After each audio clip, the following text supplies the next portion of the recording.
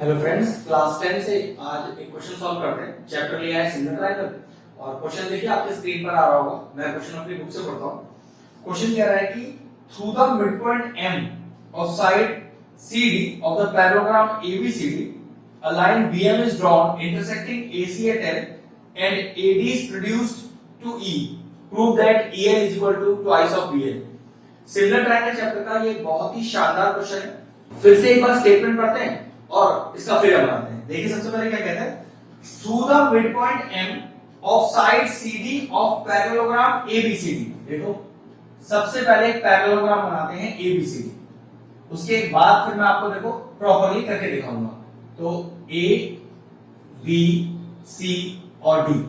अब देखिए क्या कह रहा है, क्वेश्चन कह रहा है कि through the mid point M of side CD, side CD पर एक मिड पॉइंट M है, through which a line BM is drawn, through which a line BM is drawn. तो लाइन BM इज ड्रॉन करो, ठीक है। फिर वो क्या कहता है, इंटरसेक्टिंग AC एट L, जो AC को L पॉइंट पर इंटरसेक्ट कर रहा है। फिर कहता है AD is produced in E। अब AD को प्रोड्यूस किया गया है कहां तक, E तक। ये तो रहा फिगर। प्रूफ क्या करना है, ये जो EL है ये ट्वाइस है BL के। एक बहुत ही क्लासिक और शानदार क्वेश्चन है सिमिलर ट्रायंगल चैप्टर से। सबसे पहले गिवन लिखते हैं कि हमें क्वेश्चन में गिवन क्या है। अगर क्वेश्चन को ध्यान से पढ़ें तो गिवन है ABCD is a parallelogram, ABCD is a parallelogram. अब पैरेललोग्राम है तो पक्की बात opposite sides are equal and parallel. लेकिन मुझे इक्वल वाली कंडीशन को क्वेश्चन में यूज करना है तो मैं पैरेलल वाली बात नहीं लिख रहा हूं, सिर्फ लिख रहा हूं AD is equal to BC। इतना क्लियर। चलिए और क्या गिवन है आपके पास, और तो कुछ गिवन नहीं है। टू प्रूफ, टू प्रूफ क्या है आपका, टू प्रूफ क्वेश्चन में गिवन है, वो दिया है कि EL is equal to twice of BL। Next कोई कंस्ट्रक्शन नहीं, क्वेश्चन में कोई भी कंस्ट्रक्शन नहीं है, डायरेक्टली प्रूफ स्टार्ट करेंगे। चलिए प्रूफ बताते हैं। अब सबसे इंपॉर्टेंट इस क्वेश्चन को स्टार्ट कैसे करना है और आपको स्टेप्स का ध्यान रखना ही पड़ेगा जिससे पर्टिकुलरली वो आपका आंसर आ जाए। सबसे पहले क्या करना है, ट्रायंगल लेना है EDM ये वाला, और दूसरा ट्रायंगल लेना है BCM ये वाला, और दोनों ट्रायंगलों को कॉन्ग्रुएंट करना है। जी हाँ, कॉन्ग्रुएंट करना है। फिर समझ लीजिए, ट्रायंगल EDM, ट्रायंगल BCM और दोनों को कॉन्ग्रुएंट करना है। तो चलिए पहले ट्रायंगल का नाम लिखते हैं। In triangle EDM and triangle BCM। अब ऐसी कोई तीन चीजें ढूंढते हैं जिससे मेरा ट्रायंगल कॉन्ग्रुएंट हो जाए। तो ध्यान से देखो, क्या एंगल 1 एंगल 2 के बराबर हो सकता है, ऑल्टरनेट इंटीरियर एंगल। और वो क्यों हो सकता है, वैसे देखो ये दो पैरेलल लाइन है। पैरेलल लाइन इसलिए क्यों भाई ADCB एक पैरेललोग्राम है या ABCD एक पैरेललोग्राम है, तो पैरेललोग्राम के अपोजिट साइड पैरेलल और इक्वल दोनों होती है। तो AD को ही तो एक्सटेंड करके E तक लेके गए, तो कह सकते हैं कि जो AE है वो BC के पैरेलल है। EB एक ट्रांसवर्सल है, तो 1 बराबर 2 और रीजन क्या लिखेंगे, ऑल्टरनेट इंटीरियर एंगल। ठीक है, इसमें आपको कुछ और प्रूफ करने का जरूरत नहीं है कि लाइन पैरेलल है कि नहीं, वो ट्रांसवर्सल है, इसकी जरूरत नहीं है। सिर्फ आप बता दीजिए 1 इज इक्वल टू 2, टीचर को समझ में आ जाएगा। नेक्स्ट देखिए, एक आपको गिवन है angle 3 is equal to angle 4। Check करिए ये 3 और 4 वर्टिकली ऑपोजिट एंगल तो नहीं बन रहे, बिल्कुल बन रहे हैं। Angle 3 is equal to angle 4 और रीजन डालिए वर्टिकली ऑपोजिट एंगल। ठीक, आगे देखते हैं। और कहीं DM और CM बराबर तो नहीं है, बिल्कुल बराबर है। क्यों, क्योंकि M is the mid point of CD दिया हुआ है, गिवन है ना, ये बात हम लिख सकते हैं। M is the mid point of C. तो उस वजह से कह सकते हैं कि अगर MCD का मिड पॉइंट है तो CM और DM आपस में बराबर। यहां भी चेक करो, CM और DM आपस में बराबर, CM is equal to DM। Reason में डायरेक्ट लिख दीजिए गिवन, क्योंकि ये वाली बात आप गिवन में लिख चुके हैं। अब तीन चीजें मिल गई। अब ये तीनों चीजें किसी एक ट्रायंगल में कौन सा ऑर्डर बना रही है जिससे कॉन्ग्रुएंसी प्रूव हो जाए। तो ध्यान से देखो, एक ट्रायंगल चेक करते हैं। एंगल लिया, फिर एंगल लिया, फिर साइड ली। तो एंगल एंगल साइड, तो कैसे लिखेंगे? Triangle EDM congruent to triangle BCM, और रीजन क्या हो गया? Angle angle side. अब इस कॉन्ग्रुएंसी से हमें फायदा क्या हुआ? ये कॉन्ग्रुएंसी हमने क्यों करी?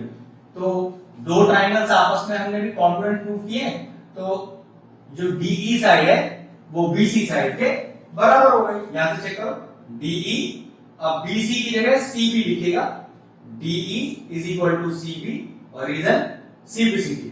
तो बच्चे लोग कॉन्ग्रुएंसी के बारे में जानते हैं, वो समझ सकते हैं कि कॉन्ग्रुएंसी में जो हम नाम बोलते हैं उसका ट्रायंगल में नाम का ऑर्डर बिल्कुल एग्जैक्ट होना चाहिए। जैसे कि मैंने चेक किया कि भाई DE और CB बराबर है, तो ध्यान रखिएगा DE, तो यहां CB का ऑर्डर CB ही लिखना पड़ेगा, BC नहीं लिख सकते। कॉन्ग्रुएंसी की यही प्रॉब्लम है।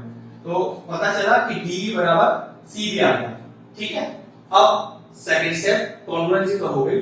अब सेकंड स्टेप में क्या है?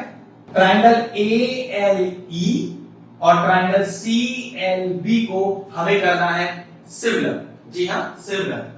इन ट्रायंगल, नाम देखिए ALE, और दूसरा ट्रायंगल लेंगे CLB, ट्रायंगल CLB, और इन दोनों ट्रायंगलों को इस बार मुझे करना है सिमिलर। तो सिमिलर में तो अगर दो एंगल भी मिल जाते हैं दोनों ट्रायंगल में हमें बराबर, तो सिमिलरिटी प्रूव हो जाएगी। तो चेक करो, 1 और 2 अभी भी दोनों ट्रायंगलों के एंगल चेक करो। अगर मैं इस वाले ट्रायंगल ALE की बात करूं तब भी 1 आ रहा है, और BLC की बात करूं तो 2 आ रहा है। तो कह सकते हैं कि angle 1 is equal to angle 2। Reason अभी वही रखेंगे, ऑल्टरनेट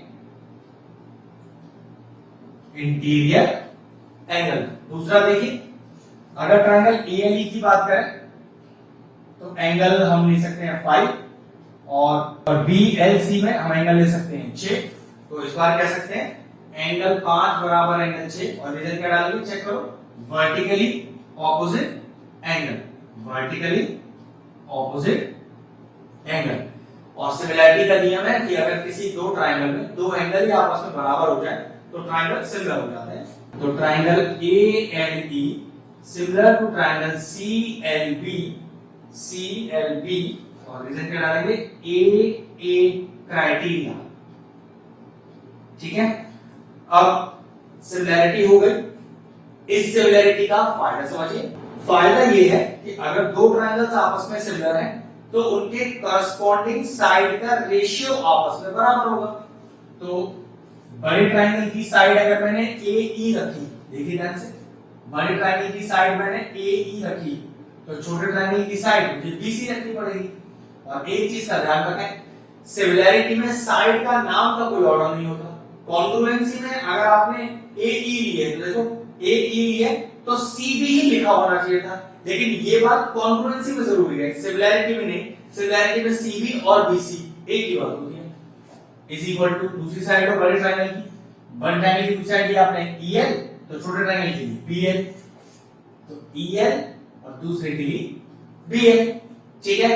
अब देखो AE को क्या लिख सकते हैं? अगर फिगर में ध्यान से देखें, AD plus DE upon BC, और सब as it is EL upon BL। फिर चेक करो AE को क्या लिखा हुआ है?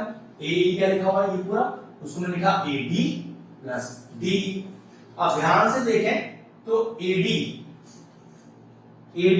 BC के बराबर है, AD BC के बराबर है। वो क्यों? Opposite sides of the parallelogram, ये मैंने गिवन में ही लिख दिया था। और DE चेक करिए, ये जो DE है वो मैंने कॉन्ग्रुएंसी से BC के बराबर करी थी, ठीक है। तो यहां पर मैंने लिख दिया BC। भाई जब हमने ये दो ट्रायंगल आपस में कॉन्ग्रुएंट किए थे, उससे CBCD में क्या लिखा था? ये जो BC है वो डी के बराबर है, तो मैंने क्या किया, डी की जगह बीसी लिख दिया, अपॉन में बीसी लिखा ही हुआ है, और कहीं कोई छेड़खानी मत कीजिए, एज इट इज सब कॉपी कर दीजिए। BC plus BC twice of BC upon BC is equal to EL upon BL.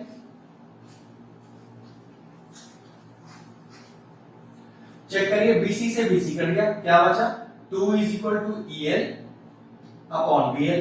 अब क्रॉस मल्टीप्लाई कर दीजिए, तो EL is equal to twice of BL. ये लीजिए क्वेश्चन प्रूव हो गया। बस ध्यान रखना है, पहले कॉन्करेंसी करनी है, फिर सिमिलैरिटी करनी है, कॉरस्पॉन्डिंग साइड को बराबर रखना है, आंसर आ जाएगा, क्वेश्चन फिनिश हो।